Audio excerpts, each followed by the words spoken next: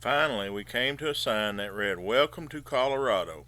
I was so glad that our trip would be over in a few hours, or at least I thought it would. Dad, on the other hand, had a different idea.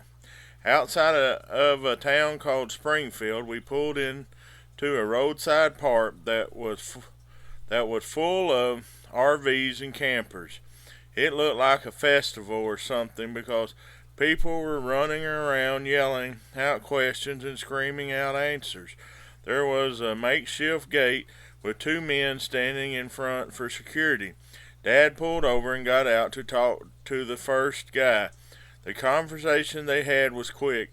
Overheard that Washington and most of the East Coast had been devastated. As best as they could tell from ham radio report that when the ships hit a area, nothing remained standing and the people just vanished. Dad walked back and got in the car. He didn't say a word, just looked down at the radio and turned it on to the only station we could pick up, and drove to the end of the dirt road where there was a couple of cars and an old truck with a slide-in camper parked. There was a small campfire with 6 or 7 people sitting around on folding chairs and buckets. One of the 3 men that was there had a CB radio held up so that everyone could hear what was being said. Dad shut off the car and opened up his door so we could get some fresh air, and then looked at Mom with a worried look. Mom said, "It's going to be okay, isn't it?" All Dad could say is that he was going to keep us safe and to be quiet so he could listen to the radio. The reporter was saying that they were going to stay on the air as long as they could, but it wasn't looking good.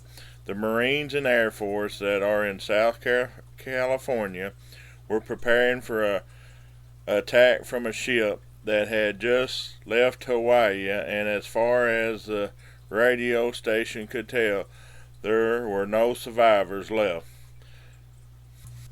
Mom started crying at that. She couldn't take it any more. Dad reached over and hugged her with one arm and turned the radio off with the other.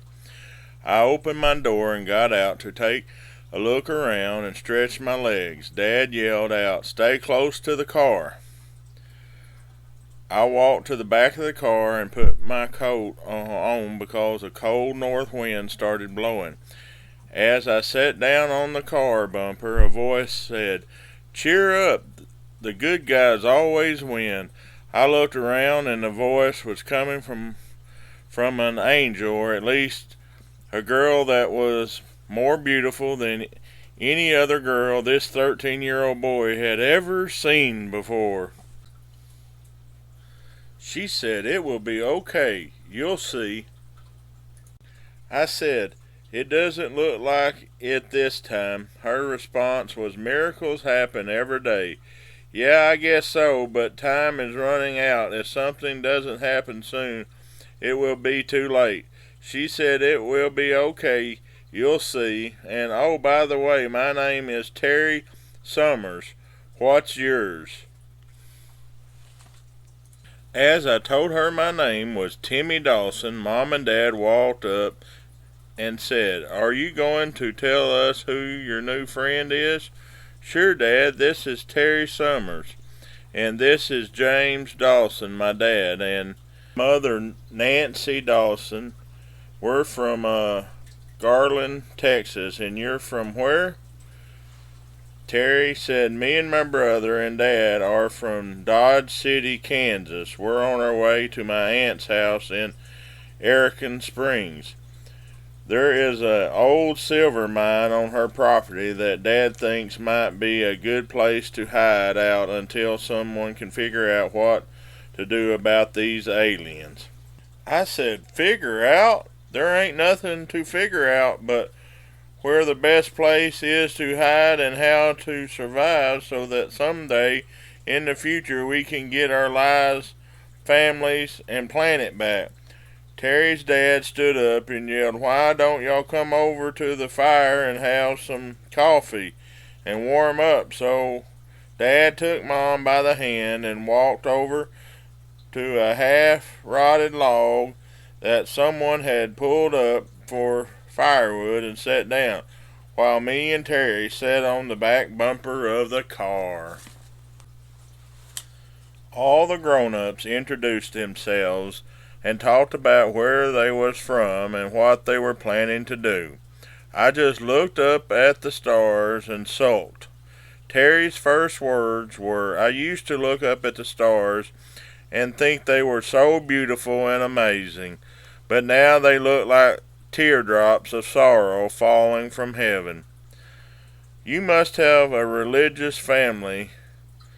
"What would make you think that for, Timmy?" "Well, your truck has religious stickers all over it, and your dad is reading out of Revelations, and around your neck is a cross." Terry said, "Well, is there something wrong with being a Christian?" "No, nothing at all. For a matter of fact, the way things are now, everyone had better make things right with his or her maker." "So is your dad a preacher or something?" "He used to be before Mom passed away. After that, he kind of lost faith and quit his congregation, and we just roamed around from place to place." "That has to be rough on you and your family, always having to go to new schools and making new friends." "Yes, it used to be, but now that I'm 14 and more experienced, I understand why he has to be traveling around." I said, "Why is that, Terry?" She looked at me and said, "If we stay put too long, a new life might start, and that life might even include someone for him, and that makes him feel guilty." "Well, Terry, he doesn't have to worry about that now, because it looks like we will all be dead, or who knows, maybe even something worse." About then, a large convoy pulled up to the front gate, and everyone in camp stood up to look. Me and Terry walked over to where our parents were and stood next to the fire. The cars and trucks crept by first, then 15 or 20 buses, followed by 20 or 30 semis filled to the maximum with people and supplies.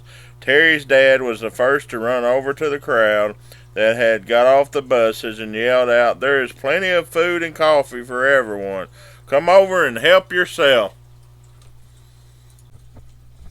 Terry's dad looked all around at all the people that were gathering in a crowd and said, "If you need medical attention, my family and new friends will show you or help you over to the makeshift hospital that has been set up in the middle of the camp."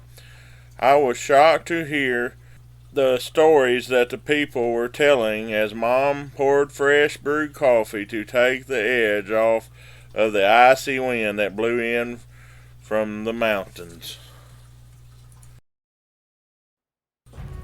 Alright, be on the lookout for Volume 3 of The Mists of Life and see what new adventures await Timmy and his family.